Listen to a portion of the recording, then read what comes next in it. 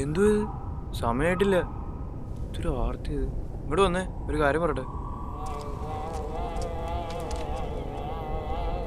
എടാ വാടാ. നീ തീറ്റി കണ്ട വള്ളത്തിൽ കയറിയത് എങ്ങോട്ടാ? ചോദിക്കലും പറയലും ഒന്നും ഇല്ലേ? വന്നതേ ഉള്ളൂ, അപ്പോഴേക്കും അവന് കീറി അങ്ങ് ഉണ്ടാക്കണം. ഇത് നമ്മുടെ ആള്.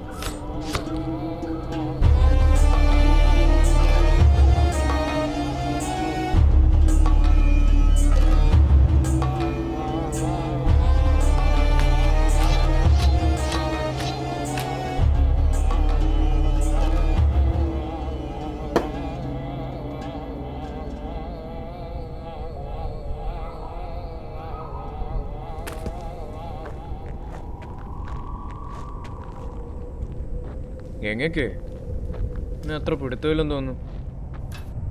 ഇച്ചിരി കഴപ്പ് കൂടുതല്. നീ എവിടെ നടാ? കരുവത്തുരുത്ത്. ഓ, അവിടെ എവിടെ? മറ്റേ ഫാക്ടറിൻ്റെ അടുത്തുള്ള കോളനി. ഗംഗൻ ചേട്ടൻ പറഞ്ഞിട്ട് വന്നോ? അല്ലെങ്കിൽ എന്താ മൂക്കി കയറ്റൂ?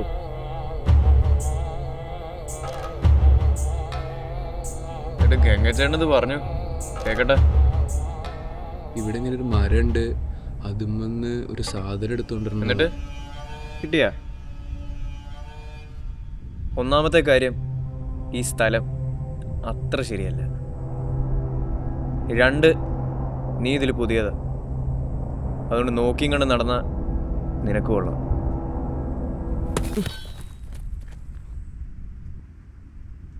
പോയി കമ്പെടുത്തിട്ട് വാടാ.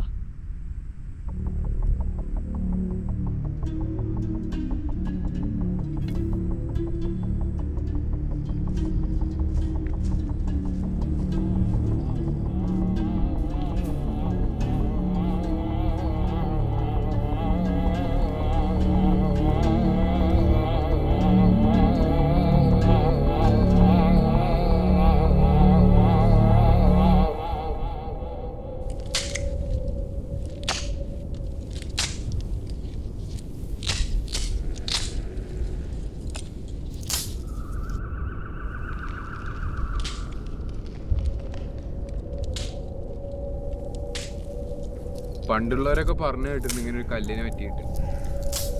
ശരിക്കും ഇനി എത്ര വില ഉണ്ടാവും?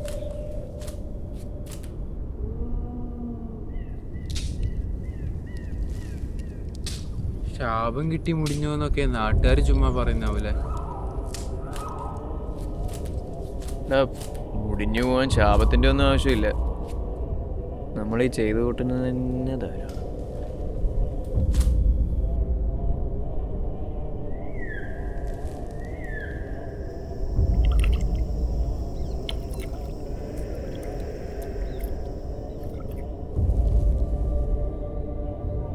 ഇങ്ങനെയൊന്നും അല്ലായിരുന്നു ഇവിടെ.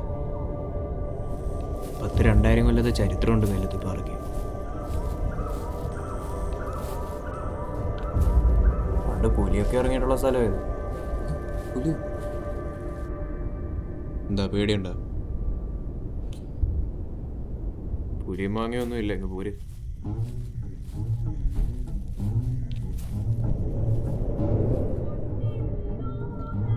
പെട്ടെന്നായിരുന്നു കല്ലുത്തിപ്പാറയുടെ വളർച്ച.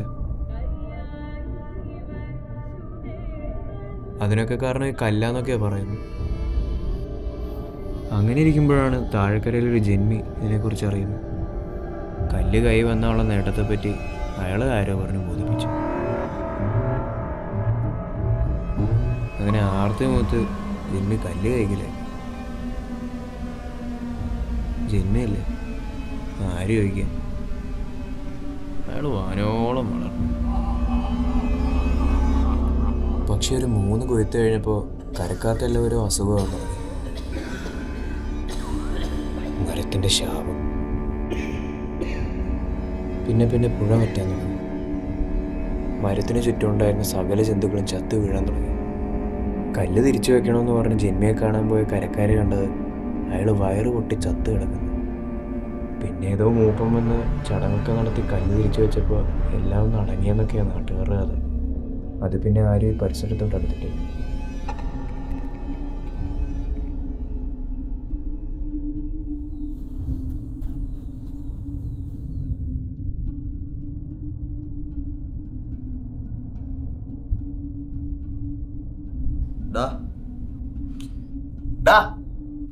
അങ്ങെടുത്ത്.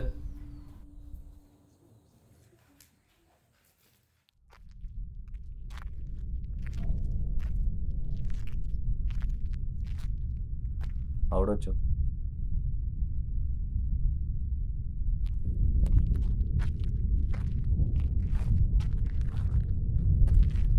ഗംഗ നിനക്ക് എത്ര തരുമെന്നാണോ പറഞ്ഞത്?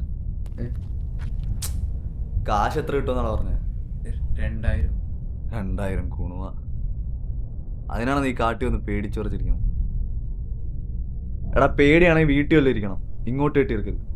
പേടിയൊന്നും ആയിട്ടല്ല, പണ്ട് ഇങ്ങനെ എന്തോ നടന്നിട്ട് ജന്തുക്കളും പക്ഷികളൊക്കെ ചത്തുപോയി നേട്ടിരുന്നു. അപ്പോൾ അതൊക്കെ ആ ആലോചിച്ചിട്ട്.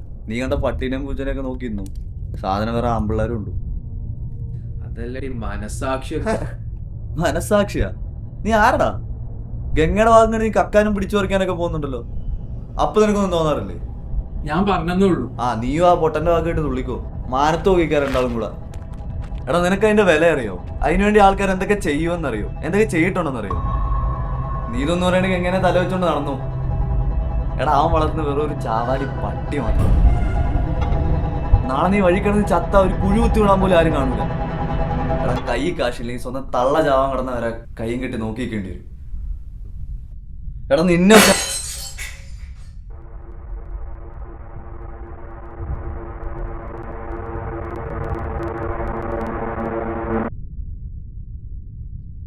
എടാ കാശുള്ളവർക്ക് ഈ ലോകത്ത് വിലയുള്ളൂ. ഗംഗയൊന്നും അറിയാൻ പോകുന്നില്ല. ഇതിപ്പോ നീ അല്ലെങ്കിൽ വേറൊരുത്ത്. കഷ്ടപ്പാടൊക്കെ എല്ലാവർക്കും ഉണ്ടോ? എടാ നീ ഞാനും തമ്മിൽ വലിയ വ്യത്യാസമൊന്നുമില്ല.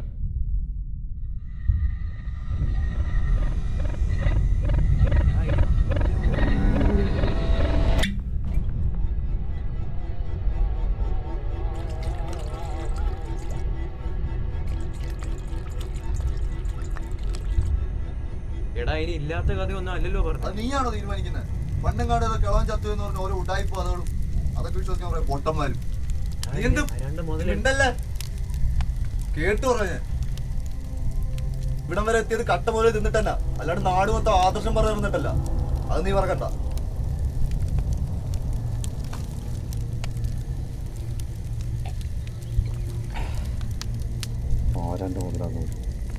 നിന്നെ കണ്ട അന്നോട്ട് കേൾക്കാൻ തുടങ്ങിയത് ഞാൻ കളിച്ചോണ്ട് തുടങ്ങി.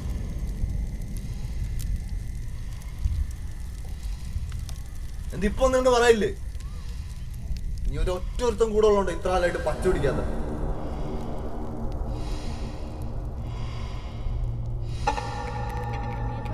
கிலோ 45 நீங்க இன்னைக்கு விலைவாசி ஏறி இருக்கு. பார்த்து சொல்லுங்கண்ணா. 100 கிராம் போட்டு கொடுங்க 2 பேரும்.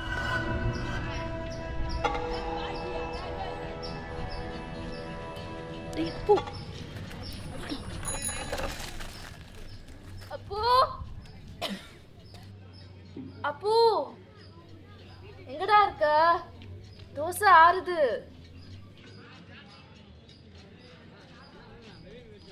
டேய்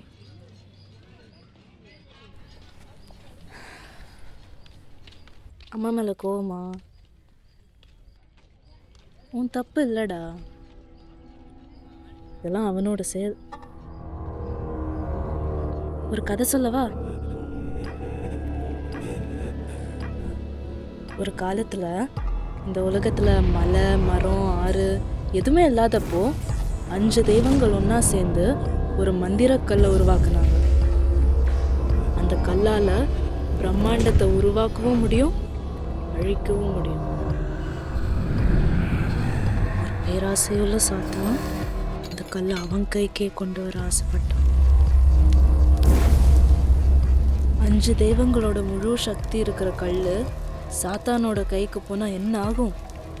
இதுக்கு பயந்து அவனுக்கு எட்டாத தூரத்தில் பூமியில் எங்கேயோ அந்த கல்லை ஒளிச்சு வச்சாங்க. அதை பாதுகாக்கிற கடமையை ஒரு வலிமையான மரத்துக்கிட்ட கொடுத்தாங்க. சாத்தான் அந்த கல்லை எடுக்க எவ்வளவோ முயற்சி செஞ்சான். ஆனால் அவனால் அந்த மரத்துக்கிட்ட நெருங்க கூட முடியாது. இன்னி வரைக்கும் அவனோட பேராசை அவனை விடலை. அவனால் எடுக்க முடியாததுனால மனுஷங்களோட மனசுல அந்த பேராசையை ஏற்றணும். அப்போ நல்லா கேட்டுக்கோ, நமக்குள்ளேயும் ஒரு சாத்தான் இருக்கான். அவனோட நன்மையை ஒதுக்கி தப்பு செய்ய தூண்டி விடுவான். அவனை ஜெயிக்க விட்டுறாத. இப்போ வா.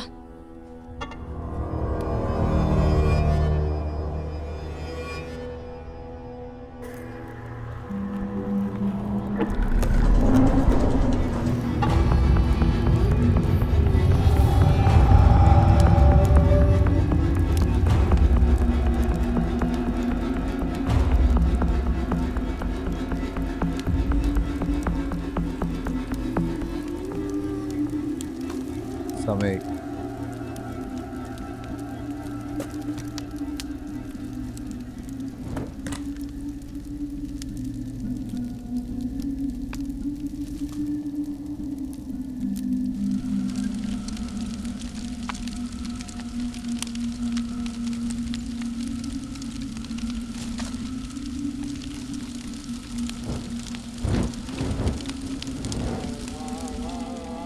അല്ല ഇപ്പൊ മറ്റവനോ? അവനെന്തിനാടാ? അവനെപ്പോഴുള്ളമാരില്ലാത്ത തന്നെ നല്ലത്.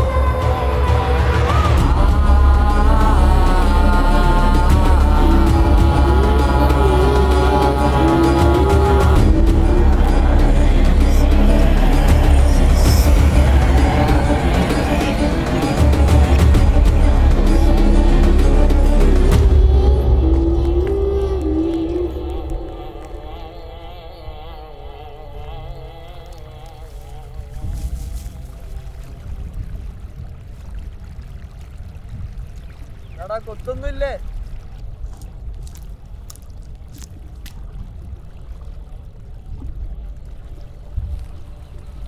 കാണിക്കണേ എങ്ങടുത്ത്?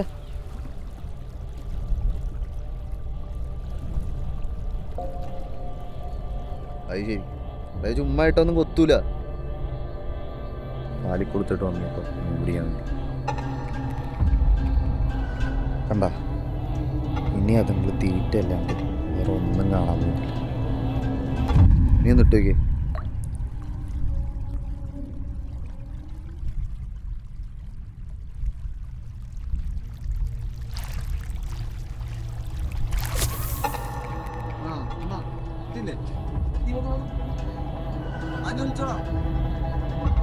ആ